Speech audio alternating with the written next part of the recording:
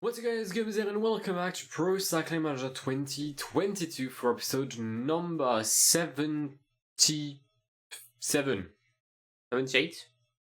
I'll go 77 of the Cannondale-Drapac career mode. In today's episode, big races ahead. Ronde van Vlaanderen, Paris-Roubaix, Amstel Gold Race, Flèche Wallonne, Liège-Bastogne-Liège, and a little newcomer, the US Open. And on the way for the Ronde van Vlaanderen. The race makes its return on the calendar after not appearing last year. It was replaced for the Trofeo Tom Bonen Fabian Cancellara, which I decided against renewing this year, mostly because I couldn't be asked typing the name of Trofeo Bonen Cancellara in the DB editor. That's actually the main reason, because I also forgot that it existed. But the Ronde is back, it's good, it's a fun race, everyone likes the Ronde, except me. So I'm not gonna have fun today, but I want to win every monument, and that comes with a win today. We're gonna cross the Haut de Quamont for the first time today. I hadn't taken a look at most of my riders, but I drove a +5 on Magnus Sheffield. I think that puts him at 85 cobbles and 82 hills. He is a key element here. The worry for me is, well, it's this guy, it's Wout van Aert. Because he's as good as I am in cobbles, but he's got +10 in sprints. Also, he's spacing. Why? Wasting some attacks, Matej Moric being one of them. Erik Jakobsen, Wout van Aert and Mathieu van der Poel have attacked. What do I do? Fuck it, we're pacing. I'm scared. I'm terrifyingly scared here. We're gonna have to pace. I do not want to see those two maniacs in the leading group. I don't want them to have a minute lead on us heading into Kreuzberg and then the Haut de Quamont. And here it is, the second Haut de Quamont of the day. Some attacks. Actually, everyone has attacked under the impulsion of Fred Wright and Anthony Turgis, I think. Is that Sénéchal? No, that's Christophe Laporte, actually, sorry. We're not well placed, and we're most likely going to get blocked in the Haut de Quamont. We're going to be paced by Ethan. Oh, Christophe. Oh, it's a massive rhythm by Christophe Laporte. He's actually going to drop Fred Wright, which could help me. Something has happened to Christophe Laporte, because he forgot the pace. He forgot to push the pedals. Josh Darling leading this race. Actually, no. Leo Hayter is the one leading the race. I had not seen the presence of the bit. Right, if I want to make something happen, it's now or never. Attack by Magnus Sheffield in the Paterberg. I need to maximize the +5. This is where I need to attack. This is where I need to make the move. We're going to come back on Leo Hayter. We've dropped most of the riders, as a matter of fact, which is very good. I'll try and come back on Josh Darling. If it could be him and I, could have a chance at winning this whole thing. Sadly, it's us three, but the peloton's going to come back. I'm going to try and attack again with Sheffield. They definitely follow me. Yes. Well, I'm fucked, I think. Tell you what, it may not be done yet.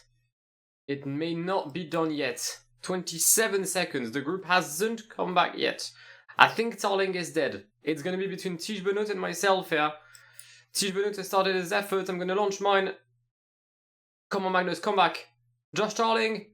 Magnus Sheffield on the line. Magnus Sheffield takes the Ronde van Vlaanderen ahead of Josh Darling and Tige Benoit.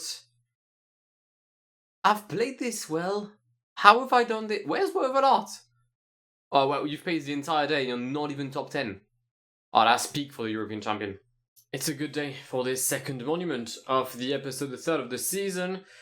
Currently, we've won 2 out of 2. Magnus Sheffield has won last year's iteration of Paris-Roubaix. He's looking for the back-to-back, and he's got a +5 to do it. So does Luke Wood, so does Mate Jorgensen. Then it's +3 for Lizano, +2 for Ethan Hayter, +2 for Bettiol, -3 for Verengel. I reckon we can do some decent things today. Sit rep, 70 kilometers remaining. Wood, Jorgensen, Lizano, Sheffield, all in the first group. Ethan Hayter was dropped due to a puncture, which arrived when he was getting water. So yeah, the combo of both simply destroyed the poor lad. Stefan Kung is giving everyone water, which is good. Magnus Sheffield is going to need some sort of protection in the coming minutes. Come on, Stefan. Perfect. All right. Well, Itzana can go behind Sheffield. Wood behind Jorgensen. Just, I guess, let's have fun. I don't know. It's quite funny because usually the race kicks earlier, but I usually am a part of the group that attacks. But no, Van Baarle, Tarling, Van der Poel, Thibonis, and Van Aert have all decided to go, and I am not a member of that group. 1 minute, 37 kilometers remaining. Gonna have to do something. And I figured that something might just be pace. The one thing I'm a bit skeptical on, or worried about, should I say, the fact that this is going to be a velodrome finish, so it's either I finish on my own, or I need to have a good sprinter. The only good sprinter I have is Luke Wood, and he's the next one on the list to pace to try and come back on the 5 riders ahead. So I'm going to have to catch them, drop them, because I cannot outsprint these guys. Tricky. But the Canadian champion leads the American one in Confort Pevel, 30 seconds behind the leading group. Right, this is it. It's now or never. Luke Wood is going to start his effort in the Carrefour de l'Arbre. Jorgensen in the wheel. Magnus Sheffield also in the wheel. The aim is simple: destroy everyone that's in my way. It appears that it has not worked. Sadly, Luke Wood is going to stop. Jorgensen follows with the rhythm. Group of 11, group of 11, group of 11. There goes Magnus Sheffield. Jorgensen stops. Sheffield on his own. For how long though? Well, not. For not long at all. Does that mean that my new leader is Luke Wood? Oh, that's a good attack. That's a good attack here from, I think that's Erik Jakobsen. Jakobsen and Sheffield. Then this group trying to organize themselves. I'm going to try and counter-attack. I need to counter-attack Eric. Come on, Magnus. Come on, Magnus. Go on, lad. 7 kilometers until a second Roubaix win. For the American, for the sprint, Luke Wood is in a good position, but not in good shape. Sheffield has entered the velodrome. So has the peloton behind him. Erik Jakobsen still intertwined, still in between the leaders and Magnus. The question is for how long? Can these sprinters do anything that would bully me? I'm gonna stop the pace with Jorgensen. Oh, I think we've got it. 30 seconds. Yeah, we do. We do got it. We're gonna launch a sprint with Jorgensen. Then with Luke Wood. We're gonna celebrate with Magnus Sheffield as he wins Paris-Roubaix ahead of, I don't know, Benny Guermey and Luke Wood for P3. Come on! Get in! Last season, the Amstel had marked the start of something great, the start of an Ardennes treble, realized with Kevin Vermarker. He's there today with a +1, but once again he's there as more of a support rider. It's a very strong team. We've got Joël Suter, the former world champion, Magnus Sheffield, the winner of Paris-Roubaix. We've got Ethan Natar, we've got Richard Tello, we've got Ben Tollett, we've got Brandon McNulty. We did not even bring the likes of Johannesson and Jonas Kreer. I'm going to give them some rest. But it's a very strong team from us today. Sad news, Magnus Sheffield just crashed. He had been dropped a couple of seconds ago. The good thing he's not going to withdraw from the race. 58 kilometers remaining in this parkour of the Amstel Gold Ridge, which I think is the COVID one. It's just the Cowberg. Not the crash, yeah? Sian Uiterbroeks. There's been a lot of crashes further stage. Simon Yates, Theo Gegenhardt, Mathieu van der Poel. Mathieu van der Poel has crashed alongside Sian Uiterbroeks. And Sian is not starting again. That is a withdrawal for the Belgian wonder kid. Okay. Alright. We've taken out at least 2 contenders. I hadn't noticed, but the race situation is not good. 30 kilometers to go. Sure, everyone is back in the peloton for us, but the riders ahead, they're quite good. Because it's literally all of the favourites of this Amstel Gold Race. Javier Romo, Remco Evenepoel, Loïc Rémy, Hugo Maillard, Michael Gogol, Nathan Paulus, Maxime Van Riels, Hugo Gikel, Marco Brana, Ida Helling and Pipo Baroncini. The only team that isn't at the front is Cannondale-Drapac. Thankfully we came back at absolutely everyone. We're going to slow down very shortly with Magnus Sheffield. Simply to allow Richie Tello to get us water. We've entered the final circuit here in Valkenburg, and it is a group of 23 riders fighting for the win. This Amstel Gold Race, Kevin Vermarker, still very well positioned. or what could be maybe a back-to-back Amstel gold race for the American. 5 kilometers to go. Richitello, Heita, Suter, Vermarke. That is our group ahead of this final sprint in Valkenburg. Julien Alaphilippe is going to go for a move here. And he's followed by Marco Brenner, by Gikel, by Tige Benoit. But he's also followed by the entirety of Cannondale-Drapac. Richitello is going to go on the left-hand side of the road here, not to block. Ethan Heita is by far our best sprinter, which is, maybe now that I think about it, not the best decision I've had to slap him in first place, but he was the one with the least amount of energy. He's going to launch his effort. There goes Joël Suter in the wheel. We're going to launch Kevin Vermarke as well, because otherwise I fear that the American can't do anything. Joël Suter wins in Valkenburg ahead of Kevin Vermarke. It's a 1-2 for Cannondale-Drapac. Vermarke does not retain the title, but the team does. I'm not sure whether we'll have another Ardennes treble this year. It's a +2 for Joël Suter on the race that doesn't suit him whatsoever. It's however +5 for Ben Tollett, who decided to go with the early breakaway alongside Greg Daniels and Fernando Tercero. Alright, +3 for Brandon, 0 for last year's winner, Kevin Vermarke, +2 for Sheffield, +1 for Ethan Heita, +2 for Richitello. It's a good day, and it's hopefully a winning one.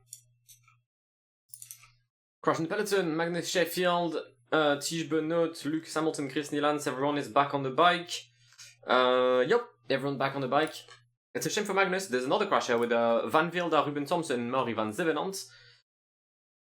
Okay, what jersey is that? Who are you? Kubish, the champion of Slovakia, I presume, for Crédit Agricole. Okay, well, it's a shame for Magnus, but hopefully he can come back in the peloton and try to fight for the win today. Crossing the Mur de Huy for the penultimate time today, 30 kilometers remaining, 84 riders in the peloton, with Joël Suter, Ethan Heita and Ben Tollett in prime shape. So is Brian McNulty, so is Magnus Sheffield, who managed to come back. Ethan is completely on his own at this point, no protectee, no one following him. He's mostly vibing. He's a former winner, from what I've learned, looking at his history in this career. But I don't think that he'll go for a second Flèche Wallonne today. But he's not the leader, and there's better riders in this team. Still a breakaway. Chris Lewis, Finley Pickering, Geoffrey Bouchard, and Fernando Tercero just dropped with 25 kilometers remaining. We've entered the final 10 kilometers. We're going to catch Mr. Maillard here, who attacked for Greenvolt Cycling. Brandon McNulty, I think, is going to be my leader for today. Magnus Sheffield with a massive tempo, preventing any attacks. Hugo Gikel did try nonetheless. So does Mathieu Van Apel. So does Mr. Remy on the left-hand side of the road here. It's a good attack from Mathieu Van Apel. It's an interesting one, knowing that the Mur de Huy is coming up. But it's a good attack nonetheless from the leader of Once, the bib number 1 today. 5 kilometers, we're in the downhill portion. We're heading for Huy, and it's going to be, once again, a hill finish.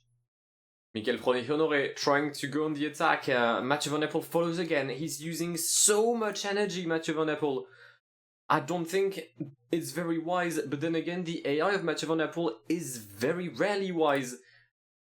If he wins, though, that just means that he's by far the best rider in this peloton.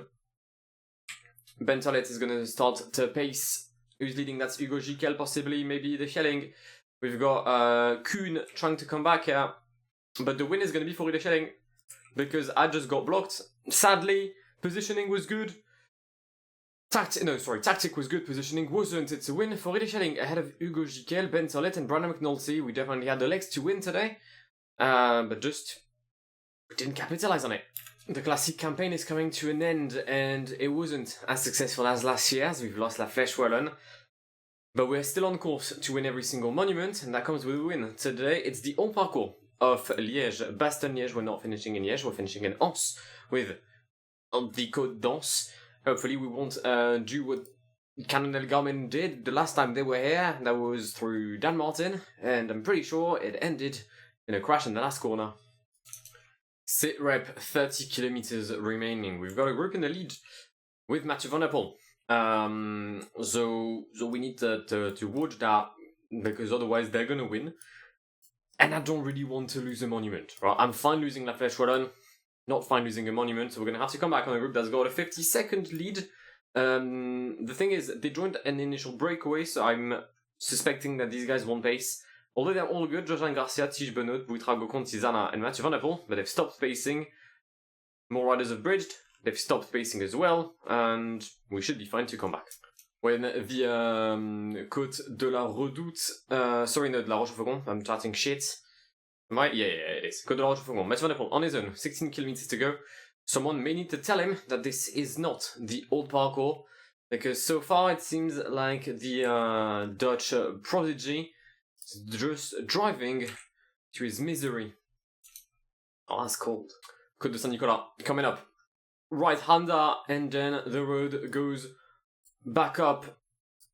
Okay, Magnus Sheffield is in a good shape, so is Brandon McNulty. They're going to have an attack here.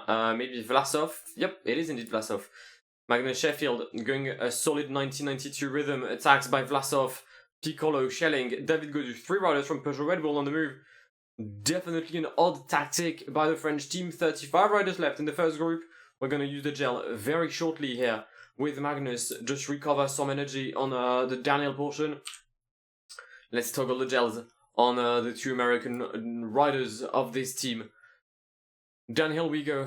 One more difficulty, the Côte d'Ance. It's not the toughest one, but it's the one that will decide the winner of La Doyenne. The old lady, the Dean, Liège-Bastogne-Liège. Magnus Sheffield goes to a massive rhythm here, trying to set up Brandon McNulty the best possible way. Magnus Sheffield launches McNulty. Can Brandon come back at the lead of Hugo Gikel and Ide Schelling? Yes, he can. It's a win for Brandon McNulty in Liège, and it's a 3rd monument this year. Actually, it's a 4th monument this year for Cannondale-Drapac undefeated in 2 years. So there's been a bit of an issue. It appears that just like the Bafana Tour in the previous episode, of which number I cannot recall, yeah, the US Open Tour doesn't work as well. I've gotten stage from like PCM 13 at this point, so it is logical that some of them don't work. I'm pretty sure I'm missing like some key files, because every race has become the fucking Grand Prix de Québec. So yeah, we're in Romandie. It's the 2023 parkour though, so it's probably the first time you guys have ever seen it on PCM, because it released about 27 minutes ago. So yeah, I hope you're happy. Our time trial was not great, and it is a loss for us in this opening prologue of Romandie. The win for Tadej Pogačar. Of course he does. Of course he would win the initial time trial. Also important to note, Stefan Kung was meant to be on there, but he's injured because he crashed in the Tour of the Alps, which I've not won. So I've lost Kung and the race. Horrendous scenes. Hilly stage to start it off, but most likely sprint in Vallée de Joux. We have a sprinter with José Manuel Afonso, a chance to win in World Tour. It's been a while since I've last won something. Actually, no, it was 2 days ago with Liège-Bastogne-Liège. I had the Tour of the Alps and the Tour of Sicilia in my head, where I didn't win anything. Final 5 kilometers of this stage. Mats Jorgensen leads the train, Luke Wood, and then Julian Kremer in the wheel. The energy level of both Luke and Julian is a bit low, so I'm going to be monitoring it quite closely. Right-hander here, where we can start the sprint. Jorgensen is going to go on the left side of the road and stop. Luke Wood with a strong rhythm. I'm pretty sure I've got the fastest sprinter. Well, I've just dropped whoever was in my wheel, and it's going to be an easy 1, 2, 3, 4 for us today. The win for José Maria Afonso, José Manuel Afonso? No, José Maria Afonso. It's a 1, 2, 3, 4 for Savello. Sorry, for Cannondale. Drapac. God, it's really hard to remember this name. Fucking hell. More hills and Morteau La Chaux de Fonds. Possibly a stage where the breakaway could do something, but I suspect a sprint of some riders, not everyone. I don't think the group will be as big as yesterday's. Following yesterday's stage, by the way, there were some gaps, and it means that Tobias Harland Johannesson has moved up into the leader's position of this Tour de Romandie. Maybe my shout at a breakaway win wasn't too bad. As Honoré Gaudu and Buitrago are in the lead, yes, they're good riders, but they've attacked a long time ago. They've attacked in the Col de la Vue des Alpes more than like 50 kilometers ago. And they now lead 6 kilometers remaining. The peloton chasing them, led by Mauro Schmidt, led by, is that Benny Germain? Yep. But so far, we're not able to come back on the 3 Donnies up front. The win for them and the potential yellow jersey in La Chaux de Fonds for David Gaudu. Yeah, they're gonna get it. They're gonna get the stage. There's no way we're gonna come back on them. Oh, unless Honoré stops. Oh, Honoré stops. Honoré starting to look around. Honoré has potentially just ruined the chance of this breakaway, and yes, he has. Tobias Halland Johannessen is gonna start his effort. Only 10 riders left in this first group. Tobias Halland Johannessen, Tobias Halland Johannessen takes the stage in La Chaux de Fonds ahead of David Gaudu, João Almeida. Tadej Pogacar has not won something. Oh, that's a first. Hello. Stage 4 of this race is a time trial. Sadly, it's a -1 for Tobias Halland Johannessen, meaning that I'll most likely lose the jersey today to Tadej Pogacar. I mean, if I don't lose it, it's remarkable, but there's a very high chance of me saying goodbye to this yellow jersey. Hopefully, we can get it back tomorrow on the slope of Tond de Mille, sorry. Even though it is possibly one of the climbs I despise the most in PCM. It's a win for Rémi Cavagna in Châtel-Saint-Denis ahead of Timo Brest and Michael Hessmann. Tobias Halland Johannessen loses a minute and 12 seconds, 1 minute and 6 seconds on Tadej Pogacar, the new leader of this Swiss tour. We are sitting in P8 of the GC with him, P6 with Jorgensen, P7 with Mauro Schmidt. It's not the greatest of days for the team. We're gonna have to play very well to try and win today. In Tond de Mille, it's a +2 for Johannessen, it's a +1 for Jorgensen, it's a 0 for Mauro Schmidt, who I believe has started regressing, which isn't good, because him and Jorgensen, well, they're both still young and they're both, well, going already down. Not a big fan of that. And we are at the feet of Tond de Mille. As the name stands, it does go to 2,000 meters, and it is a peloton led 99 via Alberto Bettiol that enters the climb. Meanwhile, Johannessen is here with Mr. Mate Jorgensen and Mauro Schmidt. I'm going to try to just be quite careful. There were some crashes earlier today involving Tim Obrist, the Bastion rider, but also Wout van Aert, and mostly Tadej Pogacar. Everyone is back together though. I'm not seeing Tadej, but I know he's there. There he is. Only one teammate though, and that is Kevin Madadu for the Slovenian. But then again, does Tadej need teammate? That's a question I'd love to know the answer to. Jonas Ruch is there? How the fuck is he? What? How? Acceleration by Wilco Kelderman and Marc Soler. Is the leader of the team Marc Soler? Let me just check for Voxy. Yeah, possibly. Sivakov has been dropped, so yeah, it's either Kelderman or Marc Soler for the British outfit. I'll use a gel on Mate Jorgensen, but the American champion is going to be dead at Taba Marc Soler and Tadej Pogacar, and I cannot follow. And once again, this climb is going to destroy me. I don't think I've ever won in Tond de Mille. Tadej Pogacar has dropped Marc Soler, and then it's a group of 9 riders, including Tobias Halland Johannessen. But for how long? I'm not sure. David Gaudu has bridged to Marc Soler. We are still in this group here of 7. Johannessen, Buitrago, Obrest, Almeida, Makarevich, and Ruben Thompson. Mochnik trying everything he's got to just stay with the leaders. But Tadej has flown off in the distance, and he's going to take the stage in Tond de Mille. We'll be fighting for what seems to be P5, P4, P5. I'd love to get P4. I don't think it's going to happen. Nope, because it appears that someone from T-Mobile had lied to us and they still had energy. That's Santiago Buitrago for P4, P5 for Timo Brest, P5 for Timo Brest, again, P5 for Timo Brest, and P6 for Tobias Halland Johannessen. Final stage of the episode. We will not be winning this Tour de Romandie. Convinced, had it been the US Open, we would have thrived in American terrain on our home roads. That means I'm gonna have to add an American race. Not sure which one. I don't know. I don't even think I've got one currently in stock, except like the US Grand Tour, but I've already played it 2 seasons ago, so I don't really want to recycle races. But we shall see. We've got some attacks already, with Ruby attacking for Mercedes AMG Petronas. I'll try and follow with Liquid. Maybe it's a breakaway day. Oh, Tadej Pogacar just crashed. And he's on his own. Is that a DNF for Tadej? That is not. However, that is me pacing. We're going to try something. I'm going to wait as soon as Benoit stops his effort. Perfect. It's attacked with Tobias Halland Johannesson.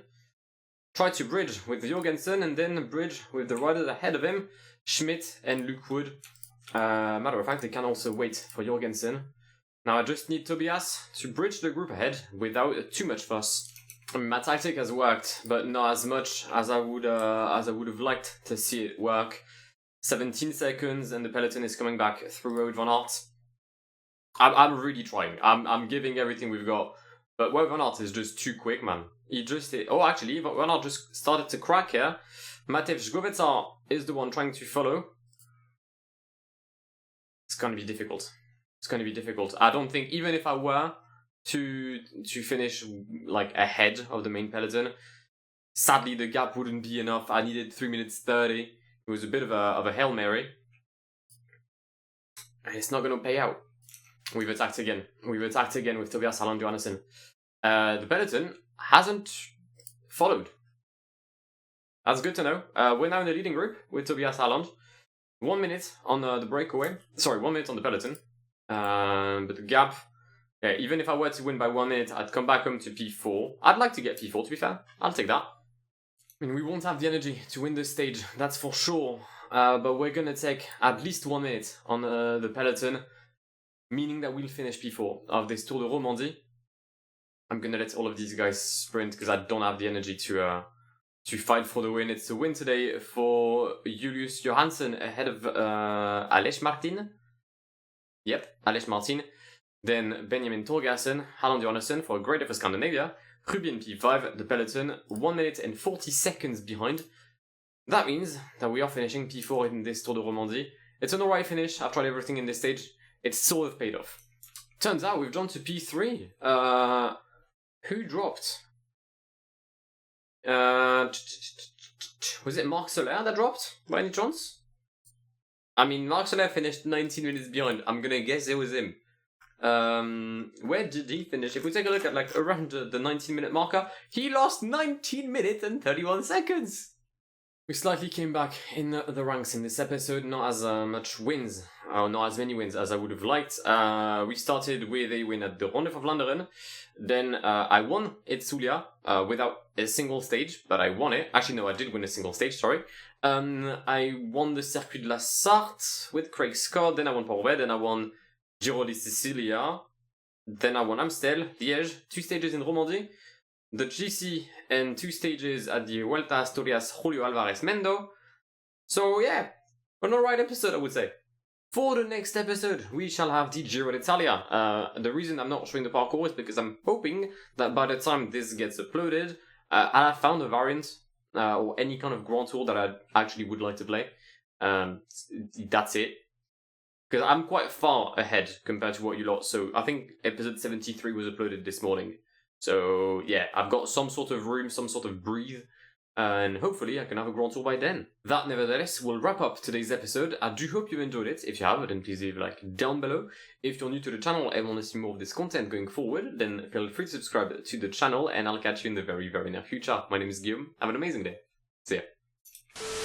Pass me the funk, get your funk on, girl, and don't you ever let it go. We're getting drunk in here, and what comes next?